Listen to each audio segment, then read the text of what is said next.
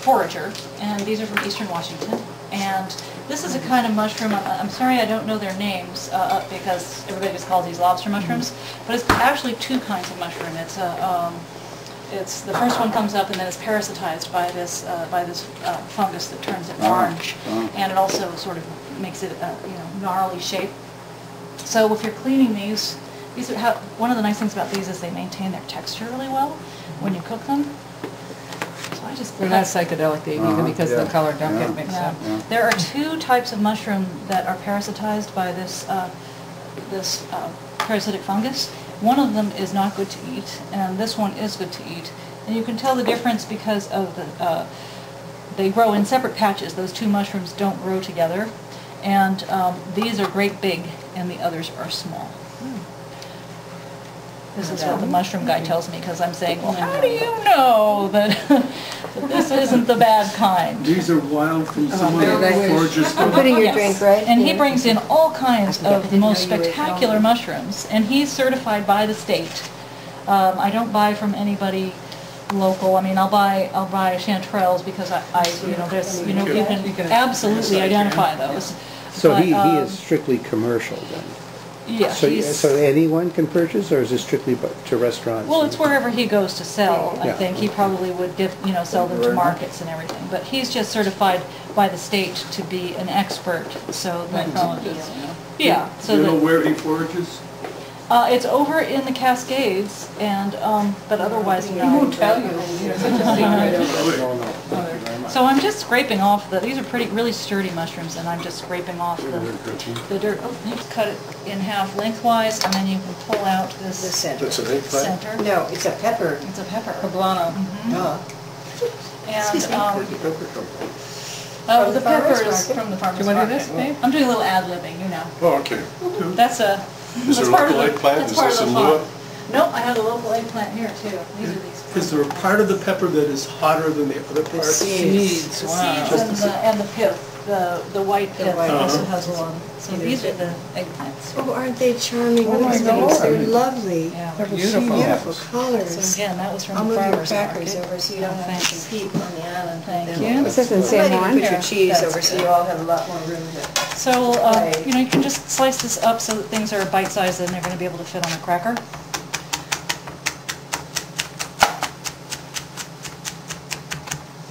So those are all poblanos chopped up, and you still don't know. I think we're just going to need one. Okay. Yeah. Do you guys want to taste it and see how it See is? how peppery it is. Take a chance and see if it's spicy. No. No. It's there is a little Smells very heat. A little bit of bitterness. More bitter than heat. It smells bitter, doesn't it? Yeah. You can smell it. It's more like a Yeah, you green can really pepper. smell. Yeah. So I don't know why one pepper is One way. more spicy than another. I don't know if it's the heat. Terroir. Yeah. It's like or radishes. maybe the That's amount of very heat it true of gets. radishes too. You never know. Some are hot and some are mild. Okay.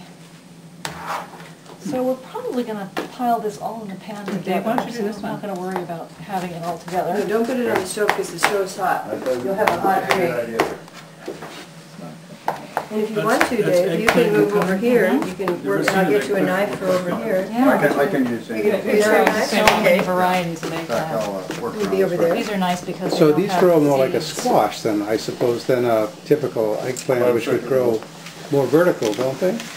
I'm not Yeah, I sure. haven't seen these plants. Oh. I Well, don't they're know what the Japanese plant ones, looks though, right? like. 2 seconds. I would guess that that's a Japanese eggplant, but these could be These- varieties. I don't know I the think they're names. Japanese, yeah. You think that they all are? That one has a stronger skin. I got the regular ones there last Saturday, and they were fabulous. They were the most beautiful eggplant I've ever had. You just Call me stems and are- tell you how awful those people are. And I saved one of the messages. I just found it yesterday when I was cleaning. And I have some Oh, chopped you mean the garlic ball out field? here. Kind of gathering everything together because It's just this absolute olive sanity. burner is very chopped garlic and salt and pepper. down for garlic. That's good. Yeah. Wonderful. And trying to get an idea of where a flavor is. Yes, but that's what that building, because these are gas burners and electric ovens. So I can convert in the summer, but I didn't this summer because it was such a nasty summer. That was, I'm surprised they did. She wanted this thing. she wanted things because they could pay for them versus the need and why. Yeah. And some decorator told she needed egg or something, I don't know. Well, I always wanted one. Me too. And my, If I were done it now instead of a year ago, I would have known. My version of it is getting the continental. This is called sweet And they're big warrior ones. and it's a relative of chervil. It's a kind of chervil. oh yeah. Oh, the chervil? This is sweet Sicily, and it grows in a great I love sweet and I love how it looks. They just, It looks like a me too. fern, I love to yeah. eat these So it makes a things. wonderful garnish, but it's also Well, it's delicious, tied kind out. of pretty, a little bit anise. Very substantial. Oh, yeah. That's There is a nice. hand. It's really tasty. I grow this in my garden. Isn't that So Boy, that big looks beautiful. plants. I harvest all Oh, summer for garnishing. Take plates here and knives and do your own thing with crackers. Yes, I did. So this isn't something you kind of serve at the restaurant, it's to market. Creative. Yeah, It's market. It's just market. Putting those crackers back. When I Great encountered idea. them briefly, this was kind of a surprise night. Yeah, because I did, but I wanted to be able to, Do your own thing. well, and to get whatever was really fresh and not be tied into crackers also? recipes, but also to teach you a little bit about how to just think about the flavors of the food. I might Like have one. with this, The I had coriander it- seed. I had the so many- basic ingredients, those nice ingredients, which are all earthy, and you could tell they were all going to go well together.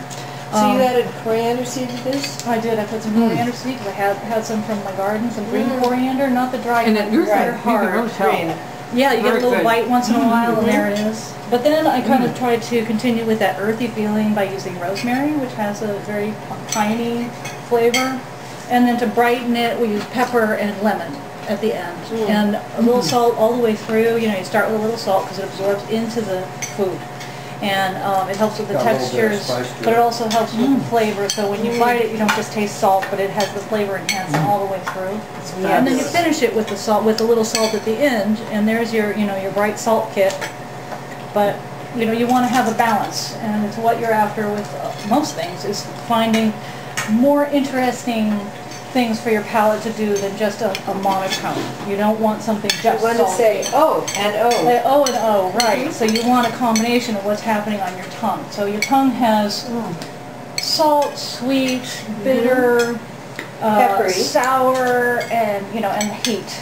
And if you can keep at least two or more of those taste buds entertained, you have something kind of interesting going on in your palate. I mean, there are foods that are good that are just based on aromatics, but you can kind of make things like yum by making sure that you have a good a good balance of what's happening on your taste buds, not just in your nose. Because your nose gets the herbs, and your nose gets all the aromas, and that you have that. But if your you palate but gets- you've got to oh, work on boy. the tongue. It's important. It's very interesting because